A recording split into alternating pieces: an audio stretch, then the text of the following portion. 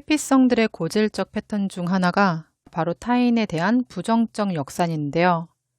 역산은 역으로 거슬러서 계산하는 것을 의미하지만 회피성 성격들은 타인 부정적인 회로가 고착이 되어 있기 때문에 타인이 나를 부정적으로 생각할 것이다 라는 전제로 역산을 하게 됩니다. 그래서 모든 일에 대해 다 나 때문인가? 나 때문이라는 건가? 와 같이 기승전 나 때문으로 귀결이 되고 상황을 뜬금없는 방향으로 오해를 하게 되면서 단순한 상황을 어렵고 고통스럽게 받아들이게 되는데요. 상대의 표정이 안 좋을 때도 나 때문인가? 나에게 화가 난 건가? 이렇게 생각을 하기도 하고 답변이 늦을 때도 나 때문인가? 내가 귀찮은 건가? 내가 실수를 했나? 나를 피하나? 이렇게 생각을 하기도 하고 상대방에게 내 의견을 내야 될 때도 기분 나빠하지 않을까? 내가 이렇게 의견을 내도 되나? 이렇게 타인은 믿을 수 없는 존재 혹은 나를 싫어할 수도 있는 존재로 인식을 해서 더 불편한 상황이 되지 않게끔 내 행동을 껴맞추려고 하다 보니까 정작 나는 불편한 가면을 쓰고 불편한 행동을 하게 되면서 괴로움을 느끼고 나중에는 그 불편함을 느끼지 않기 위해서 상황 자체를 피하게 됩니다. 하지만 모든 사람이 나를 싫어할 것이다 라는 전제는 굉장히 비합리적인데요. 이런 생각은 세상을 굴절되게 바라보게 하고 방어를 하고 경계하느라 사람이 불편해지고 끊임없는 자기 검열로 자기 확신도 떨어지게 됩니다. 그럼 삶의 난이도가 굉장히 높아지기 때문에 난이도를 낮추기 위해서는 부정적 역산을 끊고 생각을 전환하는 방향으로 나아가야 되겠죠? 일단 역산을 끊기 위해서는 사람들과 함께할 때의 불편함은 부정적 역산 때문일 수 있음을 인지를 해야 됩니다. 나의 부정적 역산을 인지를 해야 역산을 끊을 수 있기 때문에 내가 이 사람과 친한데도 불구하고 불편하고 회피를 하고 싶은 욕구가 자꾸 올라온다면은 이건 타인에 대한 부정적인 역산 때문일 수 있다라는 것을 인지를 해주세요. 그리고 역산을 끊기 위해서는 책임의 영역을 구분할 수 있어야 되는데요. 상대의 표정이 안 좋은데 나 때문인가?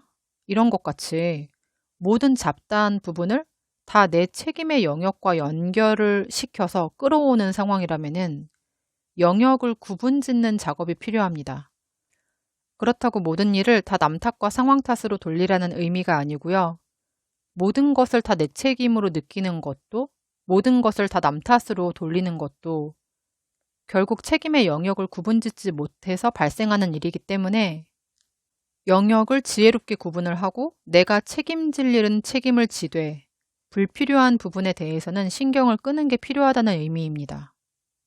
내가 의도를 했던 아니든 남의 집에 쓰레기를 투척을 하게 되었다면은 그 쓰레기를 주워오든 사과를 하든 내가 책임을 지는 게 맞는데 남의 집 쓰레기통에 뭐가 들어있고 왜 들어있는지 알 필요 없는 것처럼 타인의 지극히 개인적인 영역, 뭘 생각을 하고 있고 왜 그런 표정이고 말투는 왜 그랬고 나를 어떻게 생각했는지 등등의 그런 순간순간의 상황을 0.1초 단위로 캡처를 해서 해석을 하고 나와 연결 지을 이유가 전혀 없다는 의미입니다. 그 사람의 마음과 생각은 타인의 영역이지 내 영역이 아니잖아요. 나에게 직접적인 피해나 타격을 주지 않는 이상 내가 신경 쓰고 대응할 필요가 없고 그럴 가치도 없고 그리고 정말 증거 없는 상황에서 정서적으로 잘못 추론을 할 때가 많기 때문에 딱 잘라내는 게 좋습니다. 그래서 내 영역이 아닌 모든 상황을 0.1초의 단위까지 다 내 탓인가? 이렇게 끌어와서 감정적으로 추측을 하고 상황을 왜곡하고 있다면은 일단 역산을 끊어주세요. 아니, 내가 괜히 그렇게 생각을 하는 거야. 그 다음에는 책임의 영역을 구분을 해주세요. 그건 내 영역이 아니야. 이렇게 구분을 하고 그 다음에는 책임질 부분은 책임을 지되 타인의 영역에 대한 스위치는 꺼버려야 됩니다. 그리고 상황을 다양하게 바라볼 수 있는 게 또 필요하다고 보는데요. 이분법적인 사고는 인지적 오류를 불러일으키는 사고이고 흑과 백, 뭐 아니면 도, 딱 상황을 두 가지로만 바라보는 사고를 뜻하는데요. 이러한 사고는 삶을 극단적인 방향으로 해석을 하게 됩니다. 오로지 내 탓인가? 아닌가? 이런 맥락으로만 해석을 하면은 방어적이 될 수밖에 없겠죠. 그런데 세상 모든 일들은 내가 생각하지 못한 일들의 복합적인 결합으로 구성이 되어 있고 그 이유를 딱 한 가지만 꼽을 수 없을 때가 많잖아요. 그래서 자꾸 역산을 하게 될 때 나 때문인가? 아닌가? 내 탓인가? 너 탓인가? 이렇게 구분을 짓기보다는 여러 상황들의 결합이라고 생각을 하시고 그냥 그 정도로만 받아들이셔도 좋을 것 같습니다. 그리고 영상을 보듯 바라보는 것도 도움이 되는데요. 부정적 역사는 타인의 시선을 의식을 해서 나를 껴맞추다 보니까 행동이 부자연스럽고 불편할 수밖에 없는데요. 그래서 사람을 만나고 오면은 기가 빨리고 지치고 피곤할 수밖에 없습니다. 이거는 외향적인지 내향적인지의 문제가 아니라 정말 역산 때문에 기가 빨리는 상황이에요. 이 역산하는 패턴을 뒤집는 좋은 방법은 타인의 관점으로 나를 역관찰하는 패턴을 반대로 내 관점으로 타인을 바라보는 것으로 바꾸는 방법인데요. 예를 들어서 역산이 올라올 때 그 상황을 TV나 영상을 보듯이 바라보는 건데요. 영상에 나오는 인물들은 나를 평가할 수 있는 대상이 아니잖아요. 그냥 안전한 존재들이라서 당연히 영상을 바라볼 때 역산하는 패턴이 형성이 되지 않는데요. 우리가 역산이 올라오는 특정 상황을 대할 때 이러한 관점으로 바라보는 것도 도움이 된다고 생각합니다. 그리고 타인에 대한 긍정적인 호기심을 갖는 게 중요하다고 봐요. 정말 회피가 없는 사람들을 관찰을 해보면은 기본적으로 사람에 대한 호기심이 왕성하다는 특징이 있는데요. 호기심은 두려움을 뛰어넘는 강력한 힘으로 두려움의 감각을 마비시키는데요. 호기심을 풀기 위해서 죽음을 불사하고 뛰어드는 경우도 있잖아요. 그리고 호기심은 내 관점으로 바라보는 나로부터 발광하는 에너지라서 타인이 나를 역관찰하면 어떡하지? 이런 생각 패턴을 그냥 태워버립니다. 그래서 그러한 원리를 이용을 해서 타인에 대한 역산이 올라올 때 재빠르게 타인에 대한 긍정적인 호기심의 프레임으로 갈아 끼우면은 내 기준과 관점으로 바뀌게 되는데요. 그런데 이런 의문을 가지실 거예요. 기본적으로 타인 부정인 회피성 성격이 갑자기 타인에게 긍정적인 호기심을 갖는다는 게 말이 되냐?